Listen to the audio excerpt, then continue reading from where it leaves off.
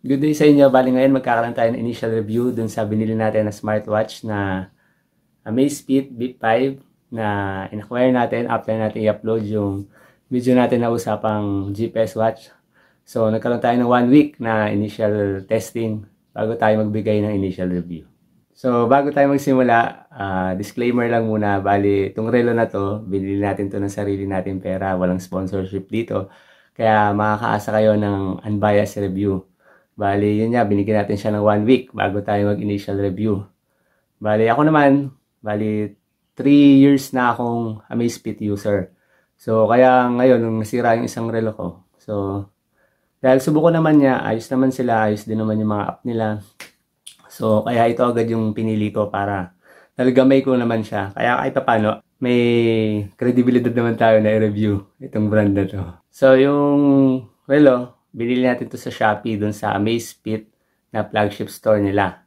Bali, originally, ang presyo nito is around 4,000 pesos.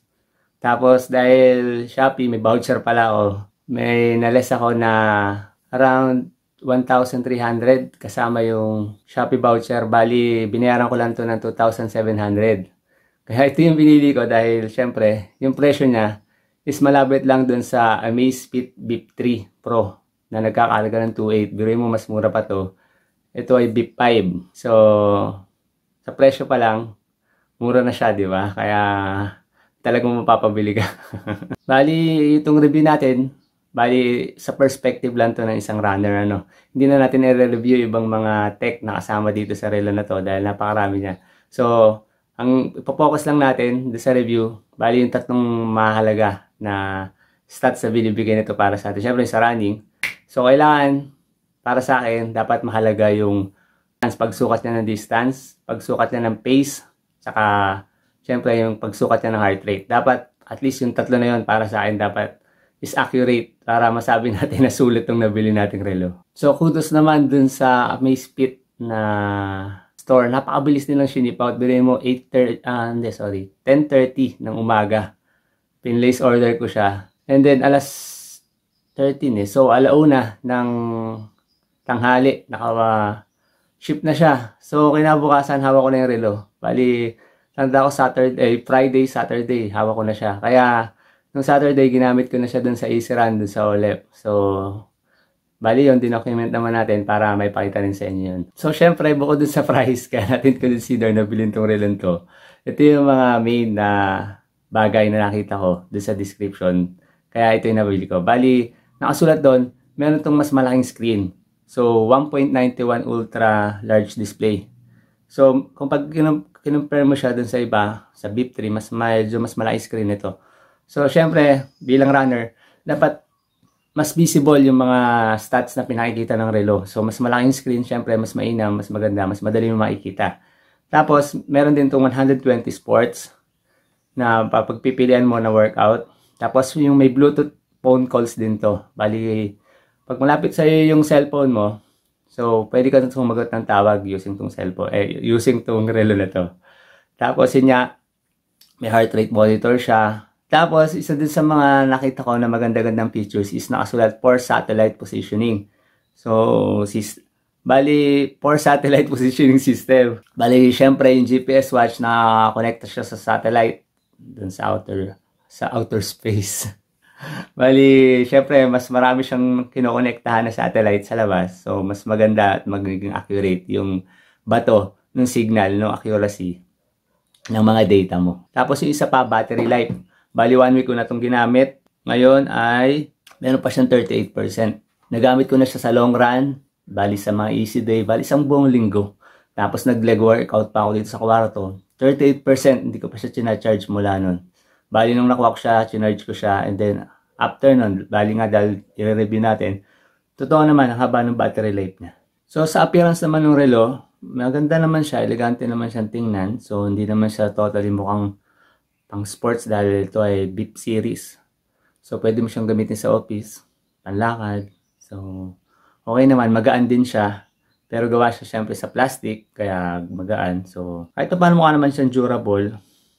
Kaya mukha naman siya magtatagal. So, bali sa paggamit naman, napansin ko ay hindi siya AMOLED. So, hindi siya lagi on yung display niya. So, kailangan mo munang pindutin yung ilaw or kailangan mo munang i-turn yung wrist mo para mag-activate yung digits or yung watch face na tinatawag para lumabas yung mga oras, mga ano, ganyan. Pero sa isang banda, ang laki na natitipid ng battery life niya, kaya siguro ganun.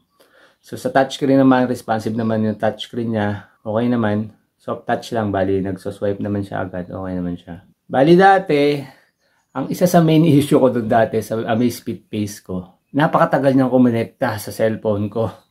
Bali, alam mo yun, dumating ka na, ilang minuto na, gusto mo nang i-flex yung workout mo. Napakatagal, Diyos ko. Hanggang sa nawalan ka na ng gana, hindi pa siya nagsisync dun sa app, dun sa mismong cellphone mo. So ngayon, siguro dahil sa relo, dahil ito rin yung app na gamit yung SEP. Actually, yung SEP, okay na din sila ng developer, bali. Lagi sila nag-update ng application nila. So, hindi na rin napag-iwanan yung application nila. Maganda na rin yung itsura, maganda na rin yung pictures. So, okay yung app. Balitingin ko siguro sa relo. Dahil yung Pace, ang bagal talaga niya kumonekta sa cellphone ko. Ngayon, itong Bip 5, parang kasing bilis din siya ng Garmin. Totally na bilhin mo pag nalapit ka lang din sa bahay nyo. Connected na, nakasync na agad yung data mo. So, okay na yun. Okay na yung issue na yun. Dahil yung mga dating user, siyempre yun yung napansin na napakabagal daw mag-sync. Pero ngayon okay na siya.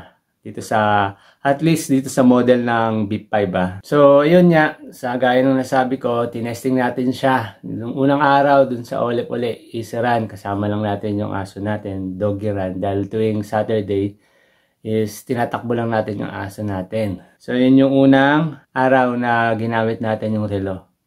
So, nung unang araw, syempre, konti lang, mga 5 kilometers lang yata yun. Parang ganun lang, or wala pa. So, second day is, bali, kasama ko si Kenneth. Maglo-long run kami sa Philippine Arena. So, ang estimated namin na distance pag ganun ay around mga 26, 27 kilometers. Ganun, or 25. Depende na lang ngayon sa dami ng loop na gagawin mo pag nandun ka na sa Philippine Arena. So, nag-start kami ni Kenneth, kita kami doon sa kanto. So, syempre warm up lang muna, mga 5 medya pace lang sa unang kilometro namin. And then, nung medyo second kilometers na, unti-unti nagdadagdag kami ng pacing.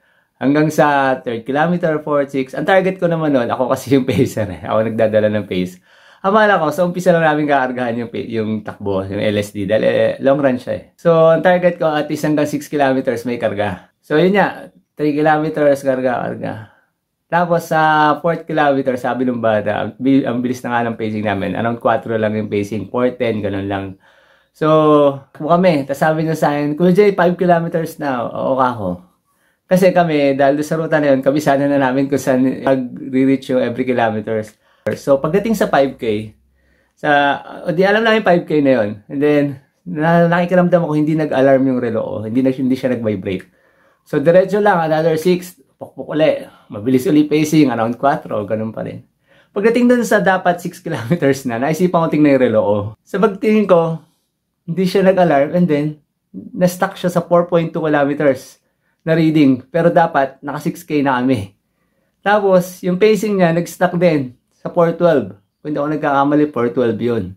So, nanginayang ko dahil ang bilis ng pacing namin, nasayang yung effort namin. Tapos hindi siya na-record. Yun yung unang-unang beses na may error siya. Bali, pangalawang araw pa lang ng relo sa akin. So, nakakadismaya. Pero sabi ko, syempre, hindi naman pwedeng, baka mamaya natsambahan lang. So, pinatay ko muna nung oras na yun. And then after pinatay ko, yung stats of the, di yun nga. Bali, tinuloy ko uli yung takbo namin dahil long run nga siya eh. So, start uli. Yun, after naman nun is nag-looping lang kami sa Philippine Arena. Hindi ako nagkakamali, naka 22 kilometers. Check ko na lang uli kung ilan yung reading. So, yung time naman na yun, nakauwi naman, mukhang okay naman. Hindi naman naputol na yung ng data, pag-record, okay naman siya. So, yun yung unang beses na nagkaroon ng problema para sa akin.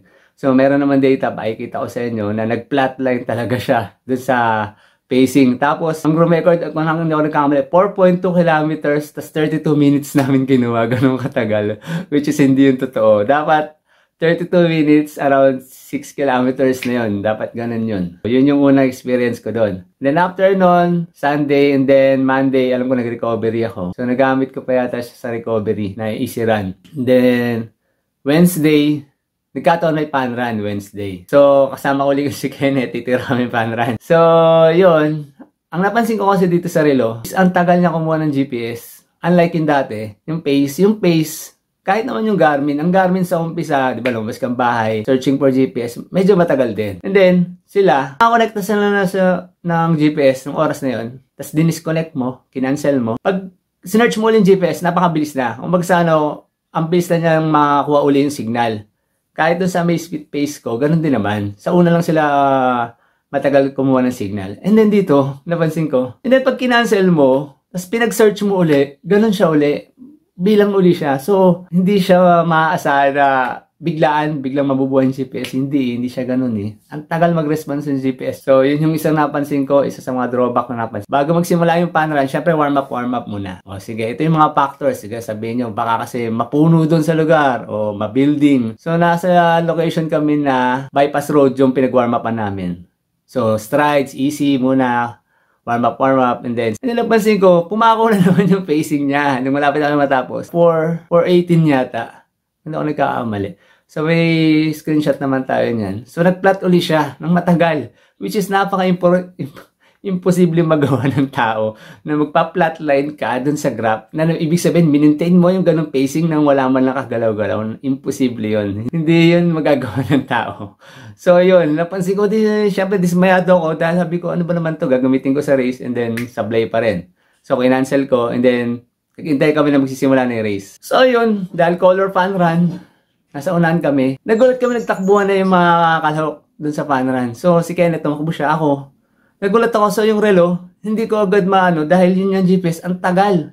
So, napaka-hassle namang magpipindot pa ako habang tumatakbo na. So, hindi ko na siya na-activate. So, hindi na namin ako yung reading ng mismong fun run dahil doon. So, para sa akin yun yung isang drawback, yung GPS, ang bagal niya kumunay. Considering na open field po yan, hindi yun mapuno, hindi yun ma-building. Dahil yun iba yung sasabihin yun, mga factors na nakaka-apekto. Tsaka isa pa, updated po yung app at yung relo is nakasync, updated po siya. So, recovery, napansin ko naman, yun, sa heart rate naman. Sa heart rate. Ang alam ko, sa akin normal yun. Siyempre sa una, pag malamig ka pa, siyempre una, mababa heart rate mo. So, yun din yung OLEP. Sa lugar na pinag-training namin araw-araw. So, siyempre, araw-araw, kabisado mo na yung sarili mo, kabisado mo na dapat yung reading, ultimo ng heart rate mo. Kasi, parehas lang yung ruta. Kahit sabihin mo ahon siya, palusong siya, kahit pa paano alam mo yung effort na binibigay mo, tas alam mo dapat kung malapit doon yung lumalabas dun sa mga data. So, alam ko nakaka 5K na ako noon. And then, sumabay sa akin si Roma. So, doon paahon kami doon sa ahon ng uphill. So, mabagal lang, easy pace lang. Kwentuhan lang kami. Pagtingin ko doon sa reading ng heart rate ko, napakataas. Nag-180 something, 190 something, which is dapat yun, mangyari lang yun pag nag-i-sprint ako or VO2 max. Which is sabi ko, ay Roma, biray mo, ito naglalakad na ako, hindi pa rin bumababa. So, para sa akin, medyo may sablay din siya doon sa aspeto na yun, sa heart rate. Kasi, ang tagal niya na pababa yung heart rate ko. And then yun yan, nag-normal na, bumaba na uli. Pero makita niyo sa graph na merong pumalong napakataas. Which is, hindi naman ako nag-exert ng effort nung time na yun para pumalo siya ng ganun. Hapon, 1 linggo na, eksakto. Sabado uli, bali, yun, takbong gala lang ng aso uli. Easy run, ganun lang. Wala pa yata akong 6K kahapon. So kahapon, yun na yung ultimate test para mapatunayan naman niya yung sarili niya. So kahapon, piniram ako ni Roma nung Apple Watch niya na Ultra. Ang halaga nun, around 50,000+. So, hindi yun comparison video dahil hindi tama ipag-compare mo yung dalawang brand na hindi naman sila magkapresyo. Siyempre, top of the line yung isa budget meal lang. So, sobra naman na hindi tama na pag-compare yun. Pero yun, ginawa ko lang yun para malaman natin kung yung bang sa data ako nagbabase, hindi dun sa look, sa appearance, hindi dun sa ibang mga features nun. So, kaka-cancel out ko yun. Dahil ang mahalaga lang sa akin yung data ng sa running dahil runner tayo eh. So, kaya ako ginawa yun. Pinagsabay ko sila, sinuot ko yung isa sa kanan, isa sa kaliwa. So, para lang makita ko kung hindi necessarily dapat magkamuka. Hindi naman sobrang dapat magkamuka. At least dapat malapit yung reading ng isa dun sa isa. Kasi parehas kong suot eh. Diba? So, yung takbo kahapon, una easy lang, sama yung aso. First 2 kilometers, sama yung aso. Pero hindi naman siya totally easy. May mga part doon na syempre nasasarapan yung aso, masarap, mabilis tumakbo. So may mga time din na medyo nakakargaan yung pace. So okay din yun para hindi naman sobrang magkakamukha yung stats na makikita nyo doon sa graph. Tapos, yun nga, tinapos ko yung workout ng sprint. So strides. Sige, strides. So doon makikita mo na dapat pumalo siya ng mas mataas na pacing kung marunong siya mag-recognize ng mataas na pacing. So yun, makikita naman natin doon sa data na halos magkamukha naman sila. So okay naman, yun yung huling test. Bali nalampasan niya naman yung huling test. Na hindi naman siya sobrang layo dun sa reading or halos magkamukha nga sila kahit sa heart rate, yung average heart rate, average pace. Kaya kahit pa paano na-reclaim naman niya yung credibility niya para sa akin dun sa ginawa kong huling test na yon. So kung tatanungin niyo ako kung ano masasabi ko kung approve ba siya na bilhin. So since 4,000 talaga yung SRP niya, okay naman. Yun nga, sinabi ko naman sa inyo yung ibang nakita kong drawbacks na na pwede nyo ring ma-encounter. So, nasa sa inyo naman yon kung gusto nyo bilhin. Pero para sa akin, okay naman. Bali, hindi ka na talaga syempre mag-expect ng sobrang, dahil yung binayaran mo magkano lang. Gaya ko, 2,700 lang na binayaran ko. Pero syempre, 2,727 pa rin niya. Pinaghirapan pa rin natin yung pinambili. So, kung ito yung afford mo, wala namang masamang bumili. So, okay naman. Kaya tetest pa natin to. Actually ito initial review lang naman to. So ako mabait akong tao eh. Pinagbibigyan ko pa yan ng sumamang panahon. So hindi naman ako yung tipo na isang gamit lang ni-review mo, okay na yun. Hindi tayo ganun. So pagbibigyan pa na natin siya. Saka syempre wala naman ako ibang gagamitin. Wala naman ako ng ibang choice kundi gamitin to. So sana nakatulong yung video natin para matulungan ka na mag-decide kung bibili ka or pass ka sa Amazfit Bip 5. So, yun. Bali, tinesting natin na i-review at pag-aralang mabuti sa abot ng ating makakaya. Ang item na to. Kaya sana kung nagustuhan mo, pa-like, subscribe, comment, and share yung video. Maraming salamat.